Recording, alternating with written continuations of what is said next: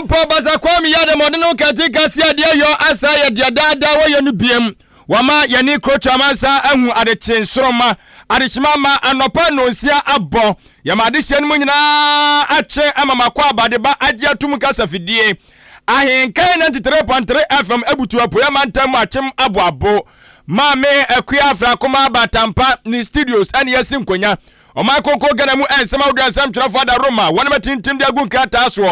ewo kwadwo apa onu suru madeshimama emu kyeremu ni nyina ye de eba bedan wo kana se nso esen nanso eye epo bosome no na da etoso poli aduonu num afimpino ene eye aduonu mienu enso emuo adeshimama ensam ne de dodo na no ena egu yen anima ye de mo enkyeremu eba bedan wo na de na anopa no si Akan Kaseibo mu akotene no ebi ene se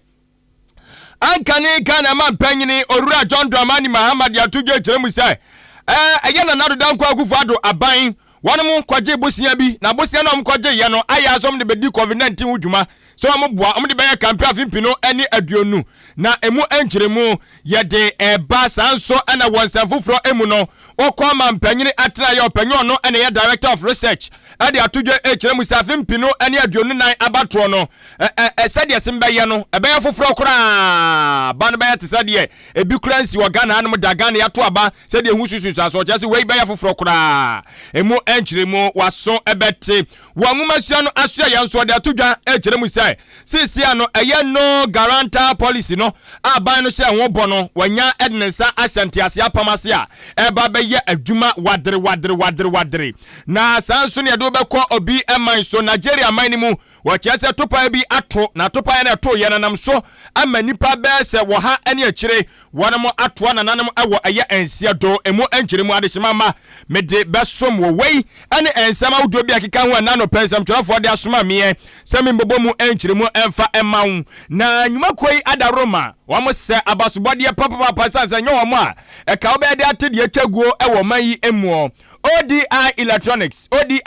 Electronics na da Roma ene ade nsam yi enam K Asenso Limited enso atwamu ebie anopai we ene yaboafo mada Roma nchi yede ensam mu nkyeremu eba besomo wodie nie die na chi ewa be fontentan so Facebook live eye Ahenkan 93.3 FM Facebook live ukwa like comment na wa share brebe mu a meba no mabekenkan eye wadwenche na de go ni nyina so ede ama kama wo YouTube enso yedem eno so eye Ahenkan 93.3 FM Ahenkan 93.3 FM ukwa wadaroma no subscribe no beke busu akono ebo ye page madie bia ye di sonko bia no ye di tu mu ano na so nyankaebo ewo fidie no eso anopai wo kenkan ni eye me adwen pa hene kofi mensa adwene papa na papa enti wanim ka information center sa wodo di suyi agya tumpreko pese Ahenkan Kaseibo no etwa eye yopo ani ade som timamufu anu nti oba eye apoya mantam buru mantam asante mantam a wanum trem pa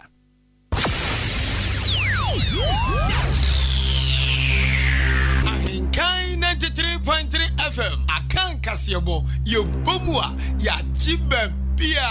Anuti Kaseibo mubati anka ewo End Time Information Center Achim Asanteman Kwasia Pia Online Radio ewo Asanteman Temu Kumase Aluma Suta Information Center ewo Jiwani Kwanta God's First Information Center Achim Betnase Alternative Information Center Yawsero Kanyame Information Center ewo Achim Achikrum Cooperative Information Center ewo Achekrum Die Yesu tumi ye Information Center ewo Achim Dwaha Awurade na ye Information Center Achim Apreku Gode waye boafu Kwajo Kumi eye David Ba Information Center Dimpa Information Center Achim Asane Kosiewa ewa Kosiewa krom Osono Information Center ewa Achim Esam Abnasemai Information Center wachim Abnase Nyame ne hene Information Center wachim Ofosu krom Ena Nyame Asam Information Center wo Achim Krobase eye Yanida Sonia Rade Prince of Peace ewa Strasi Somwa Heba Information Center so som se twitwe ewo Achim da Intiamwa Junction Peace Information Center Wakokobe. Eno Sewa Information Center ewo Achim Enyinase. Kusam Information Center Achim Achiase. Kekano Krobo eya Adom Information Center. Peace Info Biz Watercracy. Tokuya Ebutu Achim Odumase. Adwempa Information Center Jinanko Jama North. Chidom Information Center ewo Achim Adubiase. Bono Mantemu Abapa Information Center Goka. Sumnyame Information Center eya Chirimenken. Nyankuma Ase eya Nanapia Information Center. Dai Kingdom Come a Police Zevo. Asioko Jama no Bono Mantemu eya Duaba Information Center. Achim Achiase eye Achiase Information Center. Costa Barber Shop Achim so Edin Tro Achim Kokoben na Adom Achim Mofra Mempasa Achim Asane Pisco Enyinam Kotoku Repent Achim Otopa Roya Achim Teshiman Mejefo Tiase Achim Labi Krom Omega Oda SDA Ejapaya Junction Mighty Achim Besiase Obeg Kwabuadi number 2 Kataban Achiase Junction Adwene ni Bakufu Trim Achim Asane Bangalo Yada wanimu nyina ase se wonum agiatum se Kaseibo no ehu 21 etremo afia de simama ensam no emu enkyeremu no sei ana esibi etie ye se ensam no asidi afri eye amanyosam emu a ankane Ghana mampanyine eye Owura John Dramani Mahama opanyin no ede ne nsa kyerɛkyerɛ na nado dankwa Kufuado eso ono ene ye Ghana mampanyine ne nsa wode ɛkyɛ na nado so no sɛ wɔse osusu sɛ opanyin no sika botin bia wakwaje ye ana no eye bosia esom eye America dollars no 33 billion okwaje sika isa wode ba betoto nneoma de afa COVID-19 ho saa na akorabuo o okwaje ya pɛ no wɔhwehwɛ mepɛmampanyine di ne brand news wɔse COVID-19 COVID bayi enti wode ba hye ye campaign a wɔye ye ewa fimpino ene aduo no abato a ekɔɔso wɔ man konko Ghana mu ya no no saa na Owura John Dramani Mahama SEO ana wo kyerɛ mu sɛ ayade ba ko ha dwene papa na enso so ofa ba bia ye sister na no ɔman mu ayɛden ana COVID ba ye ana ye de dede ade sɛ ho emrane na nso ɔpanyin kyerɛ sɛ ɔkɔ amamman awodo so a abi ma awodo na no ɛwɔ mu sɛ mu nyina no COVID no ɛtoato sɛ owiase afa na nya na nso abibi man mu ya no no ebi matimi abɔmɔden a ɔmatoto ne ɔma yie pa nei economy no ejana na mo so na so Ghana nkwa de obepiem wa anum a yeda so ede yensa ekyerɛkyerɛ ye COVID-19 eso na opanyin no ɔde nsɛm we kɔto dwa wa bra na dwumadie bi ɛkɔɔso enso ɛwɔ United States abrochiman mu na ɛno ɛyɛ 24th Africa Business Conference ɛna opanyin kɔ piase a ɔde saa nsɛm we ɛkɔto dwa. The pandemic has had a generally deleterious effect on the economy of African nations, but some countries have ridden the wave more successfully than others based on the resilience of their economies, discipline, and prudent use of their resource envelopes in the period of this crisis. In my country, Ghana, our economy has emerged in extremely poor shape from the COVID experience. A ballooning deficit, double-digit inflation, a nose-diving currency, increasing debt distress are some of the symptoms of a very ill economy. Ghana's case was easy to predict with a cavalier handling of the economy by the current administration, unbridled borrowing from the capital markets, creative misstatements of budget deficits and other critical fiscal figures were certain to come to a head eventually. Ghana went into the pandemic without adequate buffers and has emerged with a terribly battered economy. To make matters worse, a pandemic windfall of in excess of 33 billion Ghana cedis, which could have cushioned the economy, remains unaudited and is believed to have been used largely in the quest to win election 2020 at all costs. Ahenkan FM. Adesimama ene awuti yei eye ankane Ghana mampanyini Owura John Dramani Mahama ana wotene nkano na saa ensem we no dekotu dwa ewo dwumadie no ekoso wo United States akwasi broni wentia ni kromu na dwumadie no atu di 24th Africa Business Conference ase ana okoya ode saa ensem we ekoto eye edwa yetoa anopa no nsia Akan Kaseibo no eso akoyanim ewo eye ensem foforo enso emunemum yeda so anso gyerem ewo eye amanyosem yi emu opanyina kopiam wo na nado dankwa Kufuado na se Ghana mampanyin na tena ya wano ene ye Director of Research eye Owura Dr. Isaac Owusu Mensa ana ode nsema wodo de atodwa ekyerem se afimpinu ene aduonu enan abato a ye ba ba kwa akoto no wo kire se be ye soronko kura achen abato awodo ayatoto ewo makonko ganam yanom ene ebusa nzo panyini unkire mu ene sen wo kire se sisiam no kase MPP amanyoko no wo mu eni abre papa kese ne ba bia befa bia no wo se agenda break the 8 da o mano a wonom enso so ekeka ena opposition party NDC so eni abre ne ho se wono so nya nwotwe ne bi wono so bebum esanse wono so watra opposition fie nwotwe eto wono so nya nwotwe no wono so bebum enti ano ade no ayata ne atake hinka emu ayire papa na wotezo hwe report awodo beba ebi eye EIU for wono report omde ba ya waso bibibia no omde ba ye no utimi se agya enya de se eno emom na Ghana fo betimi agina so akase beto aba wa fimpi no ene adwenu nan mu esanse aka mfie bese mienu a chesafa no mienu no anasa amanyokwa awodo wa Ghana nyina na waso mutimi de omtoto ye enti sa kire betimi abam na waso hwe 2020 abato no kura na tumi sa kire abam titrum na hye bedwafie no kunya no se de se be kwaye ye no echesa mpa wa hwe 2024 no ene abato nsusu aso no be foforo no okasa no ene wo kire mu se Sausha NDC amanyoko na orura JJ Lawrence pane eye mampanyina wano etimi eba ya wotimi enya mma no ema ne bro antichemu eye aduonum 50% no ono pe aje so nya 51% na je se echese opanyinu so yi no free one ma we the late former president JJ Lawrence free one ma NDC for enya okandi ni bia ndi omanim kan for mo kwa abato emomutimi nya eye 51% no embroso da biara da enti ochese eno yade ba kwa yeden edema NDC for achese omo idomu toto MPP bia na enyeye ewa fimpino ene adono enan abato ni mu na okansem ni bebre epi so adeshimama mayentie bi. This government can break the 8. It was not conclusive. I've read this several times. Everything is conditional. And one of the things that even contradicts their own statement is that whoever wins the election in the 2024 will continue. It means that if they are very sure the NDC will win, they will say that the new government will have continued. But the entire report that the political session is all conditional. You know, apart from President Lawrence, no NDC candidate has crossed 51%. Apart from President Lawrence. President John Dramani Mahama did well. They got 50.7. President Mills got 50.2 in the runoff. 50.2. It means that, and as the data will show us, it is very difficult to win the election on the part of the NDC if MPPs should put their act together. But this 2024 election is going to come with also its own new dynamics. One, this is the first time president is contesting for the second time against a fresh candidate from the incumbent government. They're going to new dynamics all together. Everything is going to be new.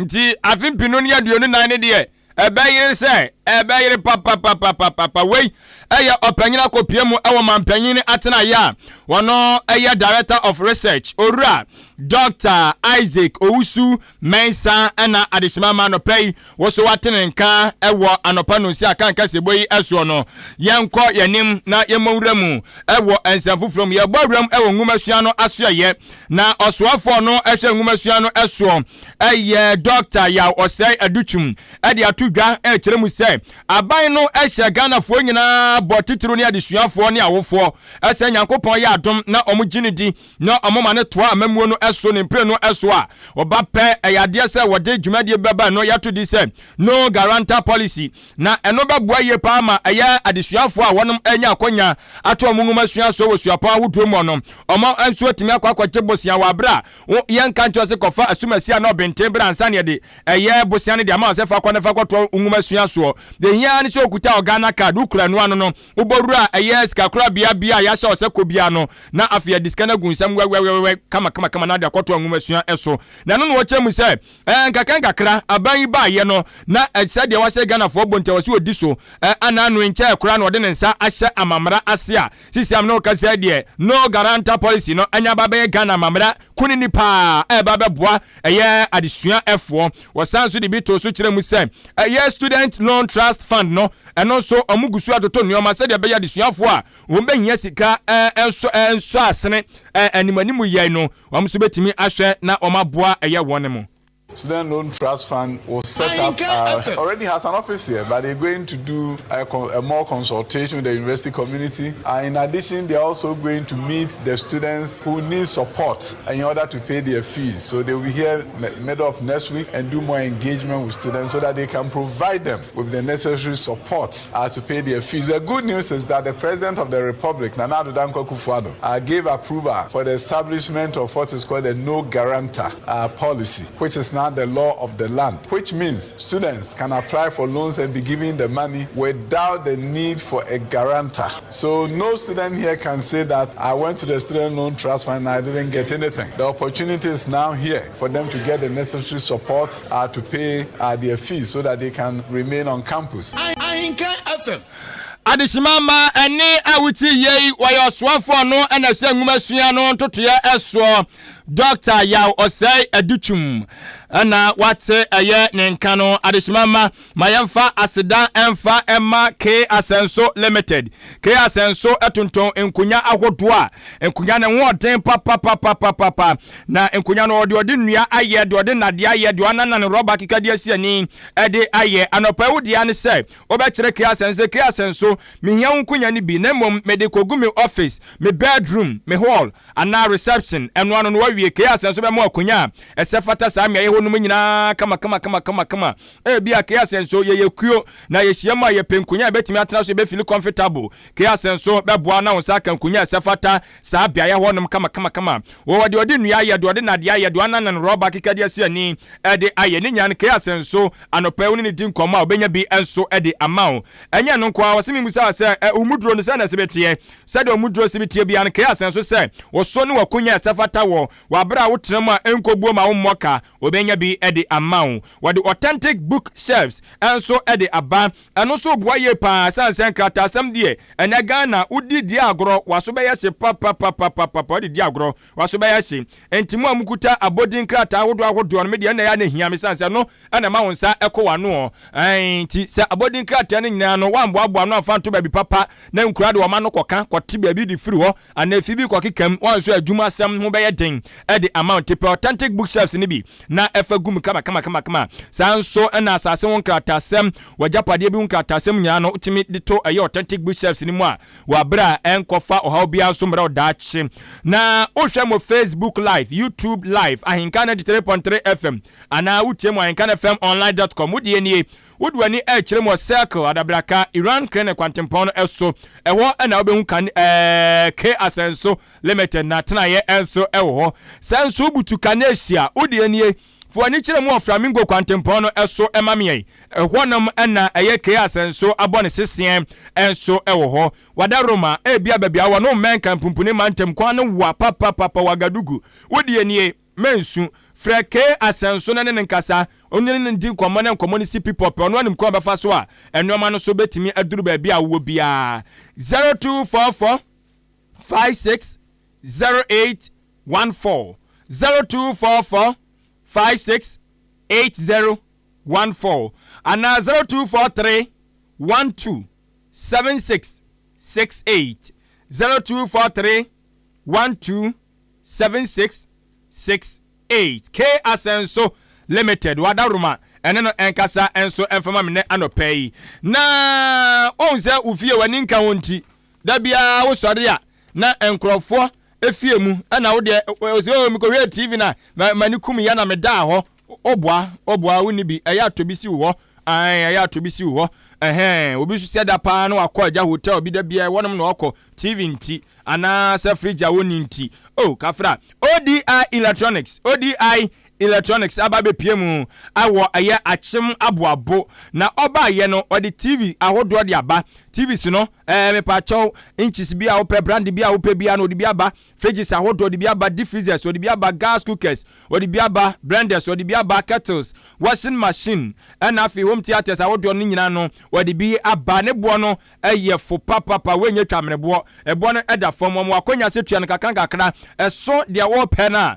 odi wade de amount bia wo media TV we na mepeu wose wate antimudi ano ne esi people a wose sisi an se ne kura me wose fabra koye adwuma kakra akokọ banum so tuatua na so pe no odi wade enso e de amount na ODI enso ene eye Ahenkan 93.3 FM ena abebutu dankro enso emu ewo achem aboabo bomade na fo ani akiremu na so bra abejo de ene anuoma no chese ode ba ni nesa na we kwan bia wo bia no utimi ne yedi nkomo ni si people pe ya ne ankasa ye de ebebre wo bia wo bia wadaroma ene yankasa ewo 0550 900 600 0550 900 600 and 0546 557 175 0546 557 175 and no ye ODI Electronics and no and so enkasa emamien Adishimama ye kwawie kasebo no ewo eye obi eman eso na yade mo kwa Nigeria man no enso emu Wachesa mani boy free wanum ede eba ne se biaye bia osusu se honum ensem fata ese woton eye frango ewo honum na so enkrofo fa kotikwan so ekowo koto eye frango ewo ho na eno enam so ebi ama wachese topaye bi ato ewo sa bia honum enam so ama nipa bebro bese eye oha 100 honum ato nananum ewo eye nsiedo ewo Nigeria man no enso emu na wachese sa asem yi esi eye anwum mre ano eye anano meme de ya na chese ya rehosem na wose bia yekura asem no esi ye no eye ohaja ohaji eye ebema eho ana chese asem yi enso esi ya chese chese eye arehosem pa na abazi forest no chese honom ne ben eben sa bia honom na empanfo a wonom wo hunim de a chese asem yi esi ye no wonom de atodwa ekire nse wonom agusu a wonom eye omafam de bia chese ohawi a abai ometimi enso ape ano fam asibre na enkofa ohaw bia enso emfa emma enu nti commissioner for eye petroleum resources eye good luck opera enso editudwa ekire mu se wonom ekoye no na chese o hwe nkrofo a wonom so aprepra pa na ha dwene papa na so said the medical culture wono wo chese omo ye omafam de sanso na youth and environmental agency center no enso de atudwa ekrim se kasa hodo na bemben sa bia wonom sa bre ne de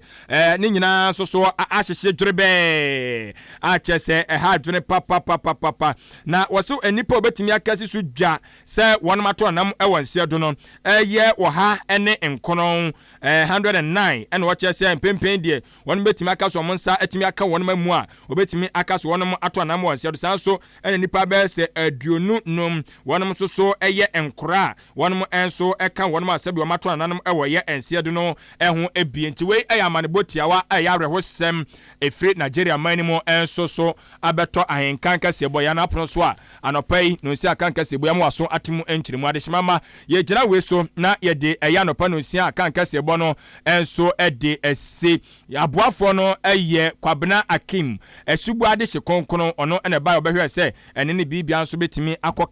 kama afe Kwame Asante atopanyene enso ede enko eye Facebook live ena YouTube live asidanka aboafo nka ye nyina ye kọ na mache ababeto asomedin adwen pa hene Kofi Mensa adwene papa na papa ende wanim kan Kaseibo na si mesi achia mu pi memamumo